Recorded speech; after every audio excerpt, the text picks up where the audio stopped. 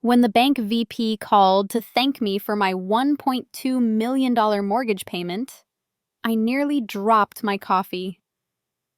Because, according to my sister Madison, the beach house she had been living in rent-free for 3 years was supposedly foreclosed. The same house where she hosted lavish parties posted Instagram stories from her oceanfront deck and told everyone in our family that poor Serafina had lost everything in the divorce.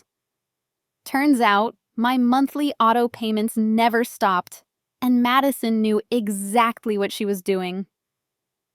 Hey everyone!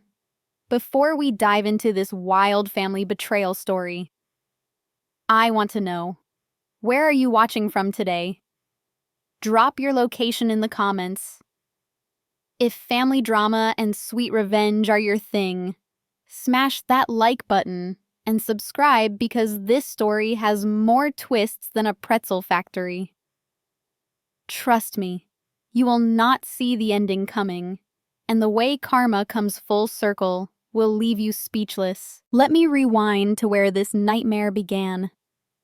3 years ago, during my messy divorce from my ex-husband Trevor, I made what I thought was a smart financial move. My beloved Malibu beach house, the one I had saved for years to buy the one where I had planned to build my dream life, needed to be handled carefully. With divorce proceedings getting ugly and Trevor's lawyers circling like a shark, I needed to protect my assets. Madison, my younger sister by 5 years, had always been the family favorite. While I was the responsible older sister working 80-hour weeks as a corporate lawyer, Madison was the free spirit who could charm her way out of any situation.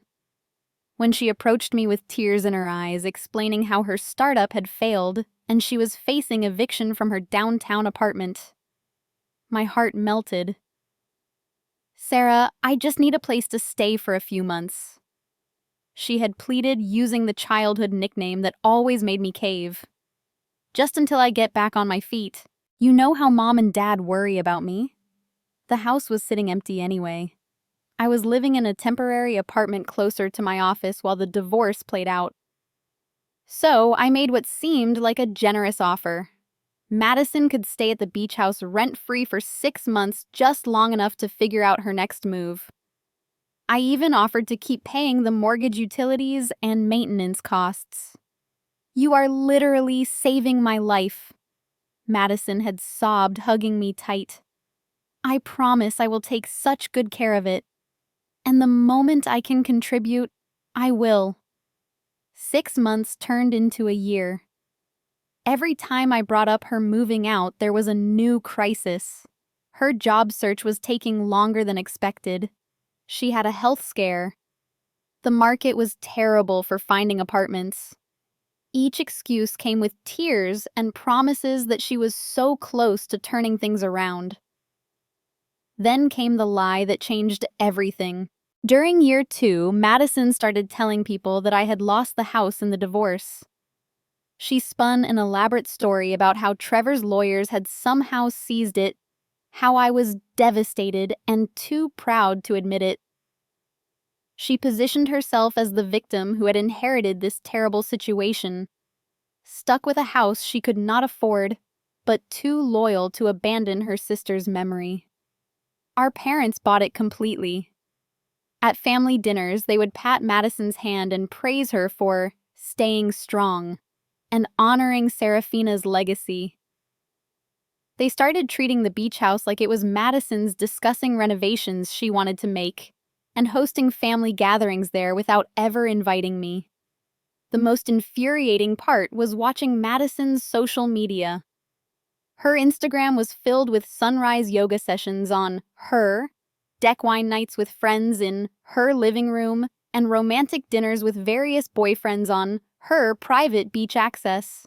She had even started a lifestyle blog called Beach House Goddess, where she gave tours of the property and shared decorating tips for coastal living on a budget. Meanwhile, I was quietly bleeding money. The mortgage payments of $4,000 per month continued automatically from my bank account. The property taxes, insurance, utilities, and maintenance costs were all still my responsibility. When the air conditioning unit died, I paid $3,000 to replace it. When a storm damaged the roof, I covered the $8,000 repair. Madison never offered to contribute a single penny. I told myself I was being generous. Family helps family right. And Madison seemed to be doing better. Her blog was gaining followers, she had started some kind of consulting business, and she appeared happy and stable. I figured eventually she would move out, and I would reclaim my sanctuary. But then the lies got bigger and more elaborate. Madison started telling people that she was thinking of buying the house from the bank at auction. She would post cryptic messages about manifesting homeownership and turning dreams into reality. She even started calling herself a property investor in her social media bio. The breaking point came 6 months ago when I discovered that Madison had been collecting rent from roommates. She had moved 2 of her friends into the guest bedrooms and was charging them $1,500 each per month. That was $3,000 monthly that she was pocketing while I continued paying all the actual costs of homeownership. When I confronted her, she had the audacity to act offended. "I needed the income to survive," she snapped. "And you said I could stay here. You never said I could not have roommates." "You are running an illegal boarding house in my property," I shot back. "And you have been lying to everyone about owning it." "I never said I owned it," she replied with that manipulative tone she had perfected over the years. "People just assumed. And honestly, Sarah, you have been so absent from this place, it basically is mine now." That conversation replayed in my mind for weeks. The entitlement, the gaslighting, the complete lack of gratitude. It was like talking to a stranger. This was not the sister I had grown up with, the one I had protected and supported through countless crises. But I still was not prepared for what I discovered next. Through my own investigation and some strategic questions to family members, I learned that Madison had been telling people the house was in foreclosure for over a year. She had created this elaborate sob story about trying to save the family property, about making heroic efforts to keep it out of bank hands. She had even started a GoFundMe campaign. The page, which I found through a friend's Facebook share, was titled, "Help Save Our Family Beach House." It featured professional photos of the property that Madison had taken, along with a heartbreaking story about a young woman fighting to preserve her family's legacy after her sister's tragic financial downfall. The campaign had raised over $15,000 from friends, family members, and strangers who believed they were helping prevent a foreclosure. Madison was not just living rent-free in my house. She was not just collecting rent from roommates. She was actively profiting from lies about my financial situation while I continued paying every single expense. She had turned my generosity into her own personal money-making scheme, and she was doing it all while playing the victim. That was when I realized that my little sister was not just taking advantage of me. She was running a full-scale con operation, and everyone in our family was falling for it. The bank VP's phone call came on a Tuesday morning while I was reviewing contracts in my downtown office. Nancy Rodriguez from Pacific Coast Bank sounded genuinely confused when she reached out. "Ms. Blackthorne, I am calling about your Malibu property mortgage account," she began professionally. "We received some unusual inquiries yesterday, and I wanted to clarify the status of your account directly with you." My stomach dropped. "What kind of inquiries?" "Well, someone claiming to be your sister contacted us about foreclosure proceedings. She said she was trying to negotiate a short sale to prevent the property from going to auction." But when I reviewed your account, I see that you are actually 3 payments ahead, and your account is in excellent standing. In fact, we just processed your automatic payment for $12,000 last week to cover your quarterly property tax escrow. The room started spinning. $12,000. I had been so busy with work that I had not even noticed the larger quarterly payment. Meanwhile, Madison was telling banks that the house was in foreclosure. "Can you tell me exactly what my sister said when she called?" I asked, trying to keep my voice steady. Nancy hesitated. "She claimed to have power of attorney over the property due to your financial difficulties.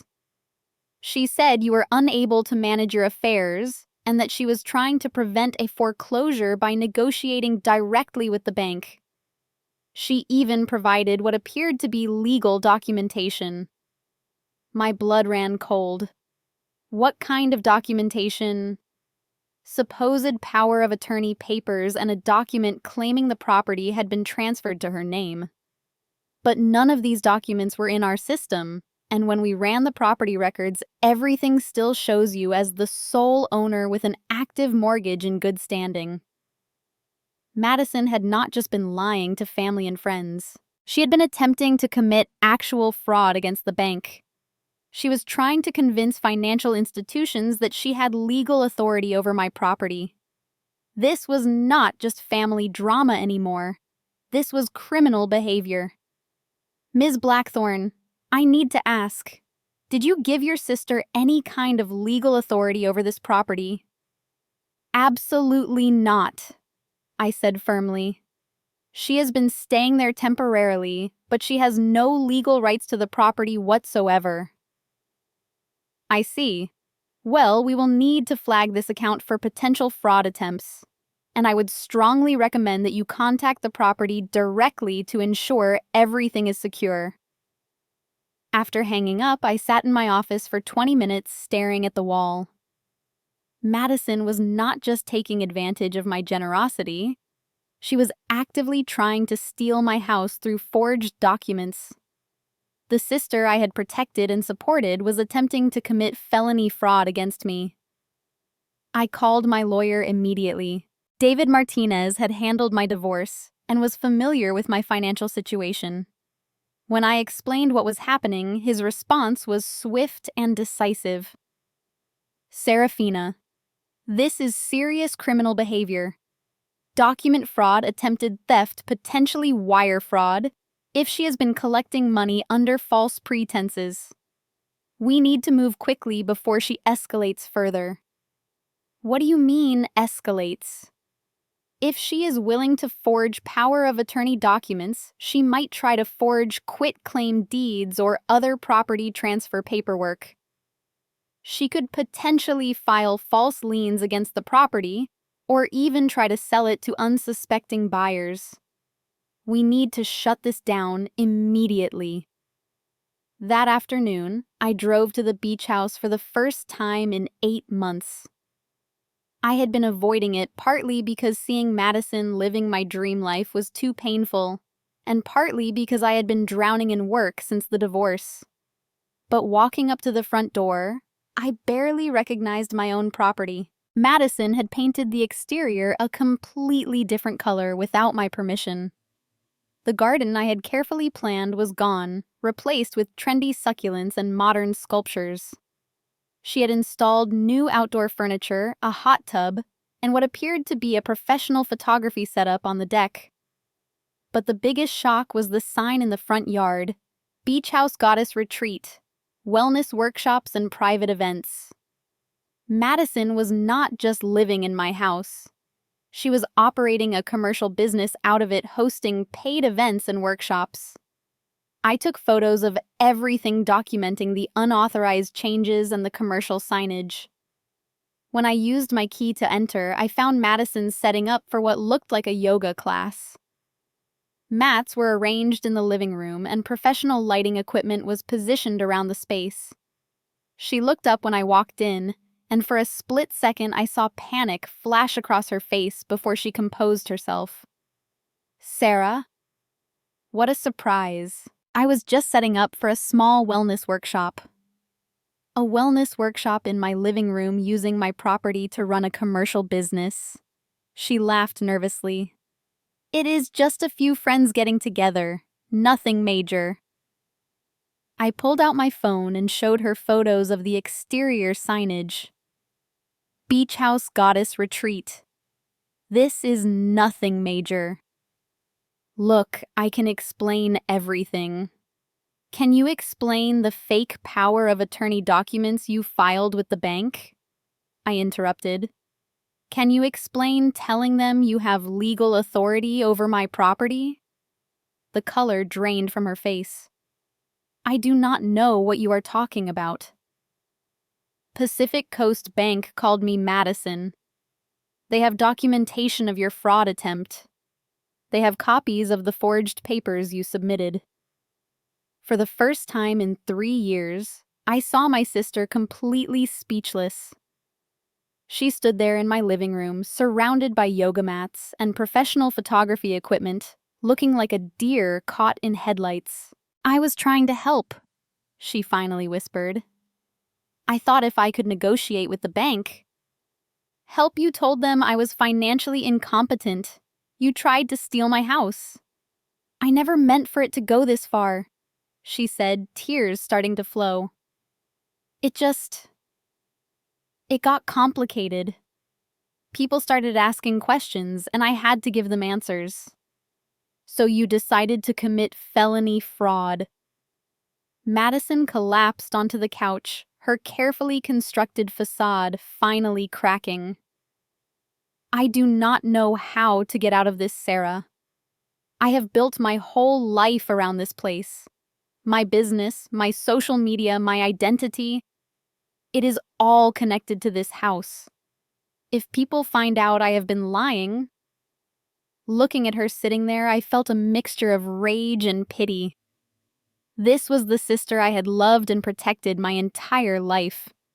But she had chosen to betray me in the most fundamental way possible. She had not just taken advantage of my generosity. She had actively worked to steal from me while playing the victim to everyone who knew us.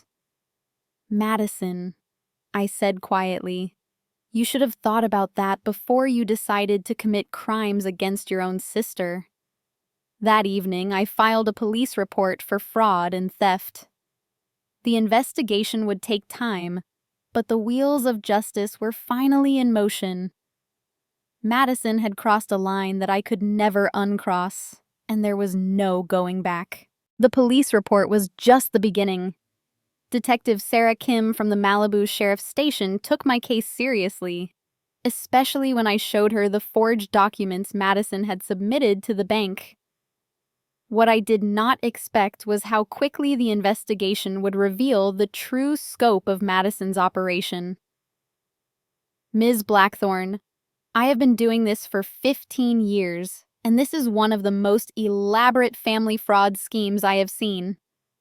Detective Kim told me during our second meeting, your sister was not just lying about property ownership. She was running a sophisticated con operation. The detective had traced Madison's activities across multiple platforms and discovered a web of deception that went far beyond what I had imagined. The GoFundMe campaign was just one piece. Madison had also created accounts on 3 other crowdfunding sites, each with slightly different stories about saving the family beach house. Combined, she had raised over $47,000 from people who believed they were preventing a foreclosure. But that was not all. She has been operating multiple businesses out of your property without permits, Detective Kim continued. The wellness retreats, photography workshops, and what appears to be an Airbnb-style rental operation.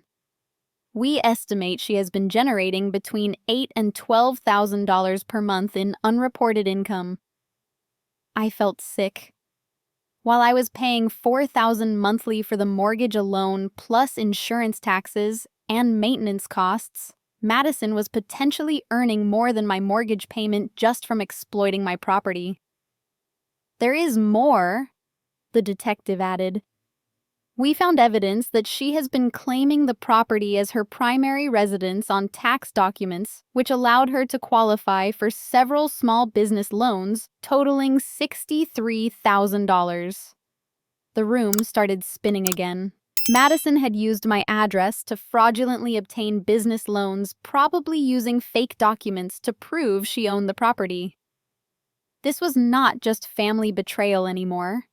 This was a federal crime involving multiple banking institutions. What happens next? I asked. We build the case methodically. Financial crimes take time to prosecute properly, but we have strong evidence. However, I should warn you, cases like this can get messy when family members are involved. Are you prepared for the potential fallout? I thought about our parents who still believed Madison was the victim trying to save the family property. I thought about extended family members who had donated to her campaigns. I thought about how this would destroy the family dynamic forever. Detective Kim, my sister, has been stealing from me for 3 years while playing the victim. She has committed fraud against multiple banks and crowdfunding platforms. She has been operating illegal businesses on my property while I pay all the expenses. I am prepared for whatever fallout comes from seeking justice. The next phase of my plan required allies, and I knew exactly where to start. My cousin Rebecca had always been the family truth teller, the one who called out bad behavior even when it made family gatherings uncomfortable. If anyone would help me expose Madison's lies, it would be Rebecca. I met Rebecca for coffee in Santa Monica, bringing printed copies of everything I had discovered. Bank records, police reports, screenshots of Madison's various fundraising campaigns, and photos of the unauthorized business signage at my property. "Holy shit, Sarah," Rebecca said after reviewing everything. "I mean, holy shit, this is insane." "I know it is a lot to process." "No, you do not understand," she interrupted. "Madison tried to get money from me too. Like 3 months ago, she called crying about how she was trying to save your house from foreclosure, but needed help with legal fees. She said you were too proud to ask for help yourself." My stomach dropped. "Did you give her money?" "I almost did. She was so convincing, and you know how much our family loves that house. But something felt off about her story.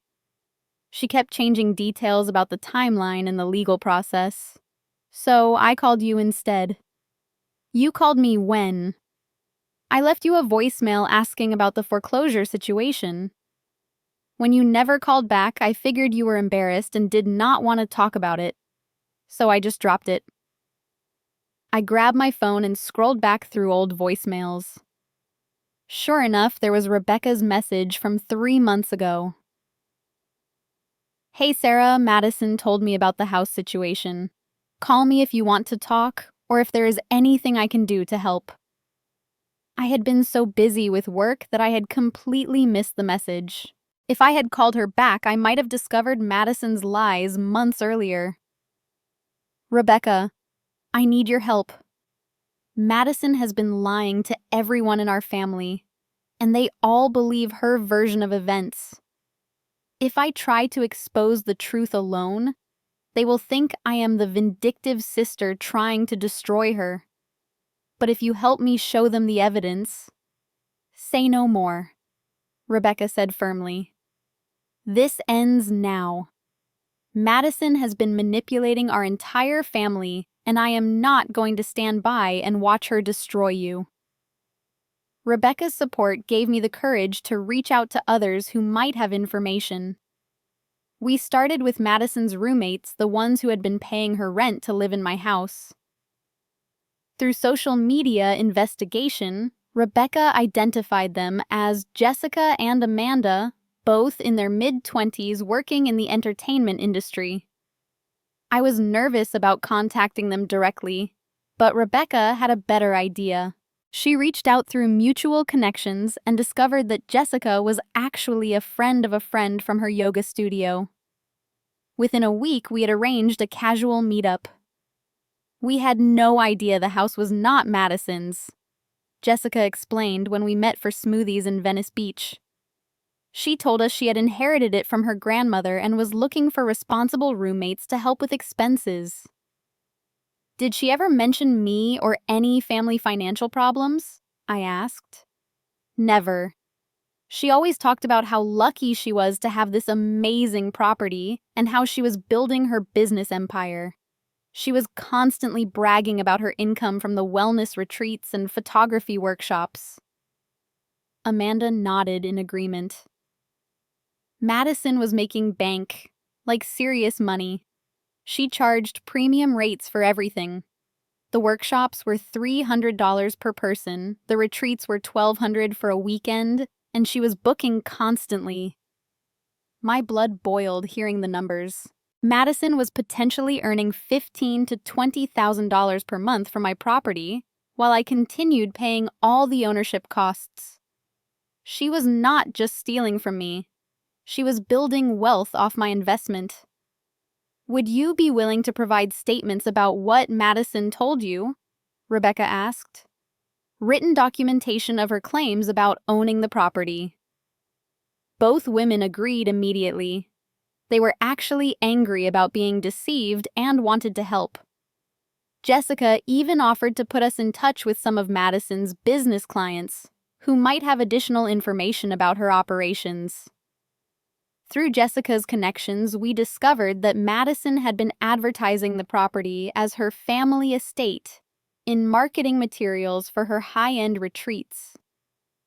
She was charging wealthy clients premium rates, specifically because she positioned herself as the owner of an exclusive beachfront property. One of her former clients, a successful tech entrepreneur named David, was particularly helpful when Rebecca reached out to him. I paid Madison $5,000 for a private business coaching retreat at her beach house, he explained over a phone call. She specifically marketed herself as a successful property investor who had built her wealth through real estate ventures. Finding out that she was basically a squatter who had been lying about everything. That is, fraud, plain and simple. David was not just angry about being deceived. As a business owner himself, he understood the legal implications of Madison's behavior and offered to provide detailed statements about her misrepresentations. I want to help you nail her, he said bluntly. People like Madison give all entrepreneurs a bad name. She needs to face consequences. Within 2 weeks of starting my investigation, I had built a network of allies who were all committed to exposing Madison's lies. Rebecca was coordinating with family members. Jessica and Amanda were documenting the illegal rental situation, and David was connecting me with other defrauded clients. But the most important ally came from an unexpected source. Nancy Rodriguez from the bank called me again with surprising news. Ms. Blackthorne, I wanted you to know that we have been investigating your sister's fraud attempt more thoroughly.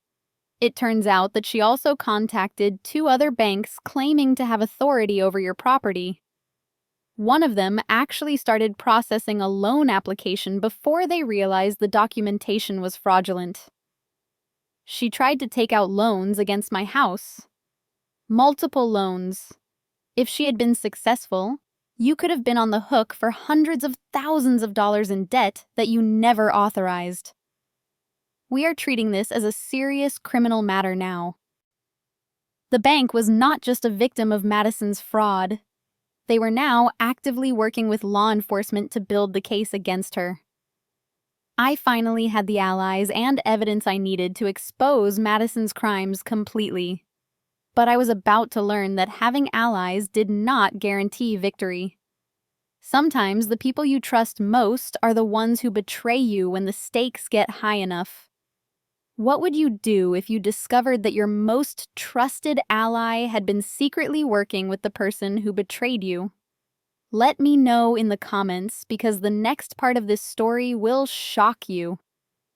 The betrayal came from the person I trusted most, Rebecca. 3 weeks into our investigation, just as we were preparing to present our evidence to the family, I discovered that my cousin had been feeding information directly to Madison. It started with small things that made me uneasy. Madison seemed to know that I was building a case against her, even though we had been careful to keep our investigation quiet. She started posting defensive messages on social media about family members who spread lies and people who cannot handle successful women. More concerning, she began systematically deleting evidence.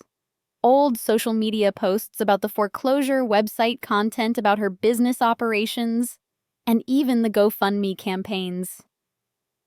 The truth came out during what should have been our final planning meeting.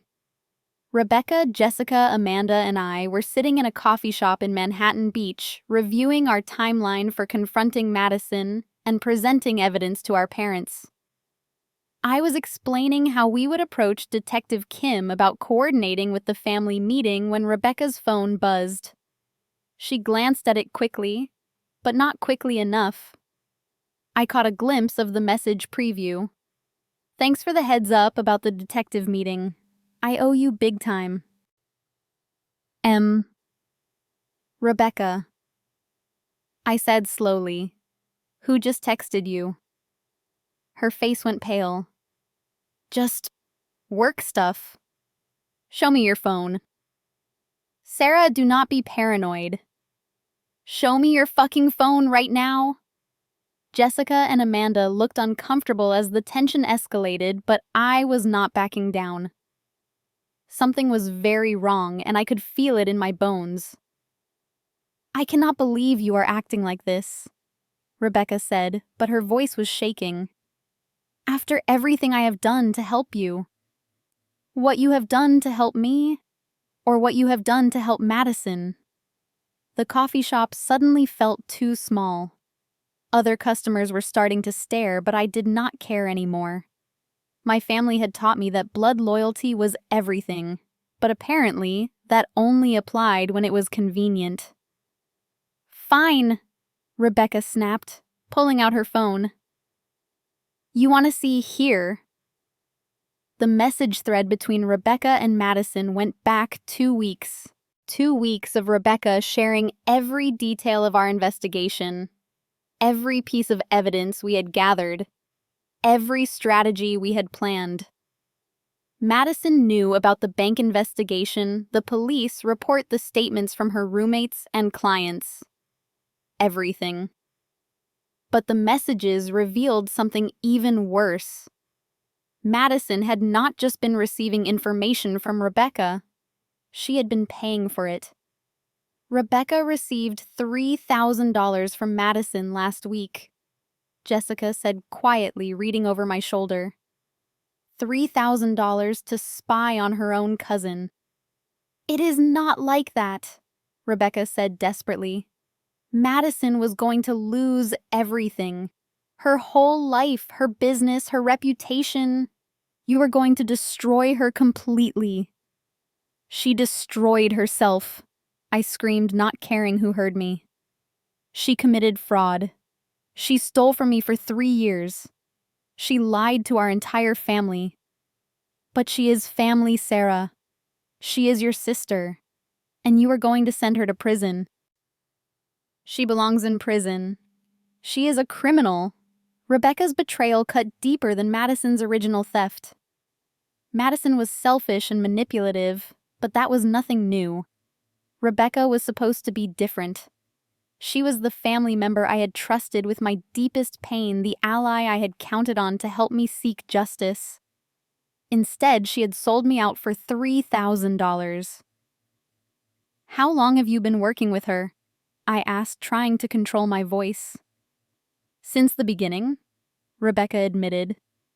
"She called me right after you filed the police report. She was terrified, Sarah. She was crying, begging me to help her figure out what you were planning. She said if the truth came out, it would destroy our entire family. So you decided to help her cover up her crimes. I decided to try to protect everyone. Madison promised she would find a way to make things right with you. She was working on a plan to pay you back for everything to transfer the business income to you, to make it all legal and above board. Jessica laughed bitterly. That is complete bullshit, Rebecca. Madison was never planning to give up anything. She was using the information you gave her to cover her tracks and destroy evidence. Amanda nodded in agreement. We told you about the business records she asked us to delete. We told you about the clients she was paying to stay quiet. She was not trying to make things right. She was trying to avoid consequences. Looking at Rebecca across that coffee shop table, I realized that my cousin had never really been trying to help me. She had been trying to protect Madison from the beginning. Probably because Madison was more fun, more charismatic, more likely to invite Rebecca to glamorous beach house parties. You know what the worst part is? I said to Rebecca. Madison played you just like she played everyone else. She did not pay you $3,000 because she values your loyalty. She paid you because she knew you were weak enough to sell out your own family for money. That is not true. Rebecca protested, but her voice lacked conviction. Really? When was the last time Madison called you before this crisis? When was the last time she invited you to one of her fancy beach house events? She only contacted you when she needed something from you, and you were so desperate for her approval that you betrayed someone who actually cared about you. The silence that followed was deafening. Jessica and Amanda looked uncomfortable, probably realizing they had walked into a family meltdown. But I was not done. You know what Madison texted you last week, Rebecca? I saw the screenshots. She called me pathetic and said I was too stupid to realize when I was beaten. She said you were useful for managing the Sarah situation. That is how your beloved cousin really thinks about you. Rebecca started crying finally, understanding how thoroughly Madison had manipulated her. But it was too late. The damage was done and I could not trust her anymore. Sarah, please. Rebecca sobbed. Let me make this right. I can help you rebuild the case. No, I said firmly. You made your choice. You chose Madison's money over my truth. You chose to protect a criminal over supporting a victim. And now you have to live with that choice. I stood up to leave, but Rebecca grabbed my arm. What are you going to do? I am going to finish what I started, I said, pulling away from her. But I am going to do it without you. Walking out of that coffee shop, I felt more alone than I had since this nightmare began. Madison had stolen my house and my money. Rebecca had stolen my trust and my family alliance. But they had both made one crucial mistake. They had underestimated how determined I was to fight for justice. I still had Jessica, Amanda, and David on my side. I still had Detective Kim and the bank investigation. Most importantly, I still had the truth. And the truth was more powerful than any lie Madison could tell or any betrayal Rebecca could commit. Madison thought she had won by turning my own cousin against me. But she was about to learn that destroying my support system had only made me more dangerous. After Rebecca's betrayal, I thought I was fighting alone. But sometimes the universe sends help from the most unexpected places. The new ally who changed everything was someone I had never met before. Madison's former business partner, Elena Vasquez. Elena contacted me 2 days after my confrontation with Rebecca. She had found my information through the police report, which had become part of the public record. When she called, I was skeptical about talking to anyone connected to Madison, but Elena's first words made me listen. Ms. Blackthorne, my name is Elena Vasquez. Your sister defrauded me out of $48,000, and I think we can help each other. Elena was a licensed therapist who had partnered with Madison 6 months earlier to create a luxury wellness retreat business. Madison had pitched herself as a successful property owner who wanted to expand into the mental health space. She convinced Elena to invest her entire savings into the venture, promising that Elena would be an equal partner in a business operating out of Madison's family estate. She showed me professional photos of the property business registration documents and financial projections that made it look like a legitimate investment opportunity. Elena explained when we met for lunch in Beverly Hills. I thought I was partnering with an established entrepreneur who owned valuable real estate. But Elena quickly discovered that nothing Madison had told her was true. The business registration documents were fake. Madison had never properly incorporated their partnership or obtained the required permits for commercial operations. The financial projections were complete fiction based on income streams that did not exist. Most damaging of all, Elena learned that Madison had no legal right to operate businesses on the property. When I started asking questions about the property ownership, Madison became evasive and defensive. Elena continued. She kept promising to show me the deed and other ownership documents, but there was always an excuse. Finally, I did my own research and discovered that you were the actual owner and that the property had never been in foreclosure. Elena's investigation had uncovered evidence that even Detective Kim had not found. As a licensed therapist, Elena was trained to recognize manipulation and document patterns of deceptive behavior. She had been keeping detailed records of every interaction with Madison, including recorded phone calls where Madison made false claims about property ownership and business income. I have over 30 hours of recorded conversations where Madison explicitly lies about owning your house. Elena told me pulling out a tablet loaded with audio files. In these recordings, she describes inherited the property from her grandmother, buying it at auction after your foreclosure, and various other completely fabricated stories. The recordings were devastating. In Madison's own voice, I could hear her weaving elaborate lies about our family history, my financial situation, and her ownership claims. She was not just making casual misstatements. She was creating detailed fictional narratives designed to manipulate people into giving her money. But Elena had even more damaging evidence. As Madison's supposed business partner, she had access to financial records that revealed the true scope of the fraud operation. Madison had been operating under multiple business names, maintaining separate bank accounts for different revenue streams, and systematically evading taxes on her illegal income. Your sister was not just stealing from you, Elena explained. She was stealing from everyone: clients, investors, crowdfunding donors, and the government. I estimate that she has generated over $300,000 in unreported income over the past 2 years. $300,000. The number hit me like a physical blow. While I was struggling to pay my mortgage insurance and property maintenance costs, Madison had built a small fortune by exploiting my property and lying to everyone who trusted her. Elena also had documentation that proved Madison had been planning to escalate her fraud operation.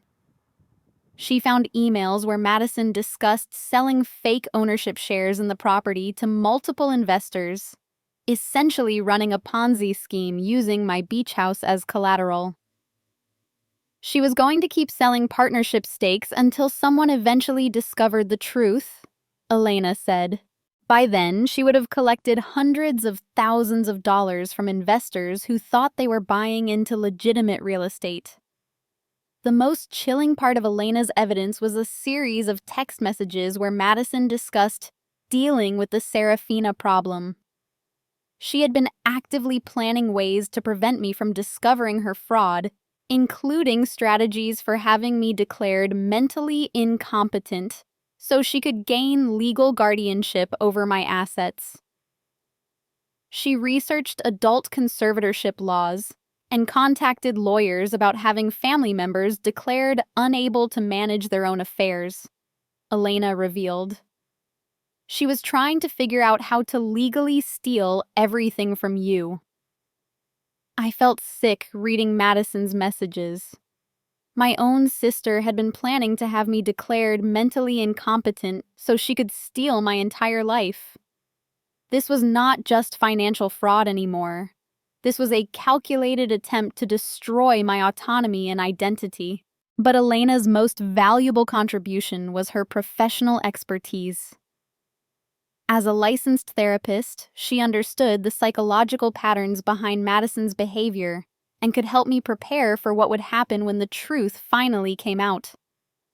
Your sister exhibits classic narcissistic personality disorder traits, Elena explained. When narcissists are exposed, they typically follow a predictable pattern: denial rage, victim playing, and finally attempts to destroy their accusers. You need to be prepared for Madison to escalate dramatically when she realizes her schemes are falling apart. Elena's warning proved prophetic. Within days of our meeting, Madison launched a counterattack that was both vicious and sophisticated. She created fake social media accounts to spread lies about my mental health, claiming I was having a breakdown and making delusional accusations against innocent family members. She contacted my employer with false reports that I was embezzling client funds, hoping to get me fired and discredited. Most seriously, Madison filed a false police report claiming that I had threatened her with violence and was stalking her. She even manufactured fake text messages and voicemails as evidence of my supposed threats. This is exactly what I expected her to do, Elena told me when I called her in panic about Madison's counterattacks. Narcissists always try to flip the script and make themselves the victim. But we have something Madison does not: the truth and documentation to prove it. Elena helped me coordinate with Detective Kim to demonstrate that Madison's reports were fabricated. The fake text messages had metadata that proved they were created on Madison's own devices. The voicemails were analyzed and showed evidence of audio manipulation. Within 48 hours, Madison's false reports were debunked, and she was facing additional charges for filing false police reports. The beautiful thing about dealing with narcissists, Elena explained, is that they always overplay their hand. Madison just gave us even more evidence of her criminal behavior. With Elena's help, I finally had the evidence and expertise I needed to bring Madison down completely. But more importantly, I had found an ally who understood exactly what I was dealing with and knew how to fight back effectively. Madison had spent 3 years building her house of lies. Now it was time to watch it all come crashing down. The final confrontation happened at our parents' house on a Sunday afternoon in October. I had coordinated with Detective Kim to serve Madison with fraud charges immediately after our family meeting, ensuring she could not escape or destroy more evidence. Our parents, aunts, uncles, and remaining cousins all gathered in the living room, expecting to hear Madison's side of the story about the misunderstanding regarding the beach house. What they got instead was a presentation of evidence that destroyed every lie Madison had told over the past 3 years. I started with the bank records showing my continuous mortgage payments, then moved to Detective Kim's fraud investigation, Elena's recorded conversations, and finally the documentation of Madison's illegal businesses and tax evasion. Elena attended as my witness, bringing copies of every piece of evidence we had assembled. The room fell completely silent as I played Madison's recorded voice describing how she had inherited my house and was saving it from foreclosure. Watching our parents' faces as they heard their favorite daughter lying so effortlessly was heartbreaking but necessary. "Madison," our father said quietly when the presentation ended, "is any of this true?"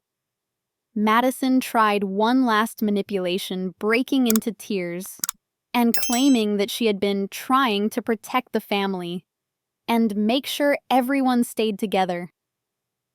She painted herself as a victim who had gotten overwhelmed by circumstances beyond her control. But Elena had prepared me for this exact response. We played the recordings where Madison bragged about her income, discussed plans to expand her fraud operation, and laughed about how easy it was to manipulate stupid investors. The evidence was overwhelming and undeniable. Madison's web of lies collapsed completely in that living room, and for the first time in her life, she faced consequences that she could not charm or manipulate her way out of. Detective Kim arrived 20 minutes later with arrest warrants for multiple felony charges: fraud, embezzlement, tax evasion, and filing false police reports. Watching Madison being handcuffed in our childhood home was surreal, but it was also the moment I finally felt like justice was possible. The legal consequences came swiftly. Madison was sentenced to 18 months in prison and ordered to pay full restitution of $287,000, covering the money she had stolen from me, Elena, and various crowdfunding donors. The court also ordered her to pay my legal fees and granted me a restraining order that would keep her away from my property permanently. But the financial justice was just the beginning. The real transformation was what happened to our family relationships and my own sense of self-worth. Our parents were devastated by Madison's betrayal, but they surprised me by taking full responsibility for enabling her behavior for years. They had always made excuses for Madison's irresponsibility while expecting me to be perfect, and they finally understood how that dynamic had contributed to the disaster. "Sarah, we failed you," my mother said during a tearful conversation 3 weeks after Madison's arrest. "We taught Madison that she could get away with anything, and we taught you that your needs did not matter. We are so sorry." My father was equally contrite. "We treated you like the strong one who did not need support while we gave Madison everything she wanted without ever requiring accountability. We created a monster and we let her hurt you for years." The healing process with my parents took months of family therapy, but it was worth it. For the first time in my adult life, I felt like they truly saw me as an individual, rather than just the responsible daughter who would always be fine. The relationship with Rebecca was permanently damaged, but I found peace in understanding that some betrayals are unforgivable. Rebecca chose money and manipulation over loyalty and truth, and I learned that blood relationships do not automatically deserve unconditional trust. The most beautiful outcome was the chosen family I built with Elena, Jessica, Amanda, and David. These were people who had been harmed by Madison's lies, but chose to fight alongside me for justice. They became my true family. The people who supported me not because they had to, but because they chose to. Elena and I started a legitimate wellness business together, operating out of a properly licensed facility and helping other fraud victims heal from financial betrayal. Jessica and Amanda became close friends who understood what it felt like to be manipulated by someone who seemed trustworthy. David connected me with a network of entrepreneurs who had overcome similar challenges. The beach house itself became a symbol of my resilience rather than a source of pain.